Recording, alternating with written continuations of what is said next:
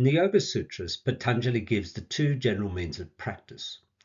In the opening chapter, he indicates abhyasa and vairagya, action and renunciation, for those who are supremely intense in their efforts. In the second chapter, he provides a second set of practices called Kriya Yoga, tapas, svadhyaya, and ishvara pranidhana, for those of more moderate means.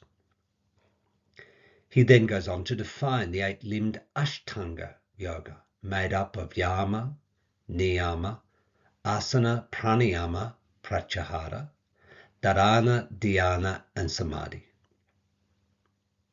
The different schools of yoga define different sets of practices to achieve the yoga practices. Guruji has focused himself upon asana and pranayama, and these sit at the center of this slide. In his book, The Tree of Yoga, Guruji places his emphasis on his practice. He says, Mahatma Gandhi did not practice all the aspects of yoga. He only followed two of its principles, non-violence and truth, and yet through these two aspects of yoga, he mastered his own nature and gained independence for India.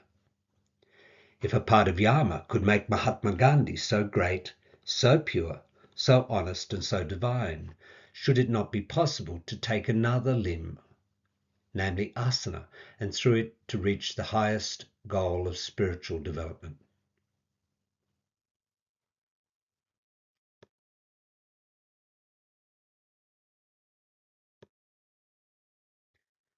We term these two, asana and pranayama, together with pratyahara, as our practices.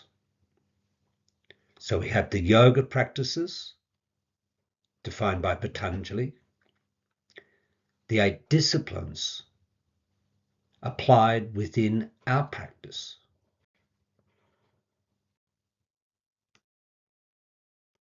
In his book, Alpha and Omega of Trikonasana, Prashant Iyengar states, once the body is positioned in the asana, create a condition in the embodiment, which is the next step and the most vital, as it is this internal conditioning which makes an asana a yogasana. Here the sadhaka unites one part of the body with another, the body with the mind, the body with the breath and senses, also the breath with the mind and the senses. And this takes one into the inward journey, which makes the practice of yoga a svadhyaya, a self-study. It is this unification which justifies the definition of the word yog, which means to unite.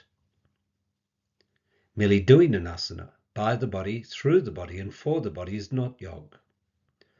Yogasanas are to be done by the body, but for the mind, for the psyche, for the consciousness, and for the culturing and refinement of a human being.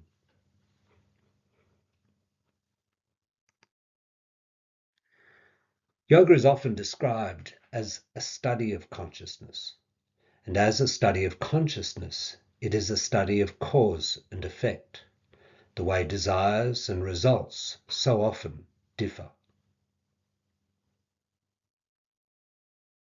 We study the effects of our actions upon our consciousness and the way the residues from our actions propel us to further action. This in turn causes us pain and suffering in our lives. What we want and what we get are most often worlds apart. In Iyengar Yoga, we use the practice of asana to study cause and effect. A highly applied practice conducted in the body, but observing the effects upon the mind and the consciousness.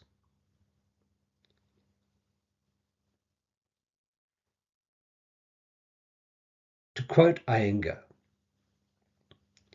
if we practice asana for the sake of emancipation, it is called a yogasana. If we perform it for the sake of pleasure, then it is bhogasana. Therefore, a sukhasana has to be necessarily a Yogasana and not a Bhogasana. However, it is easier to convert the Sukhasana into Bhogasana than into Yogasana. In that case, the downfall of the practitioner is certain.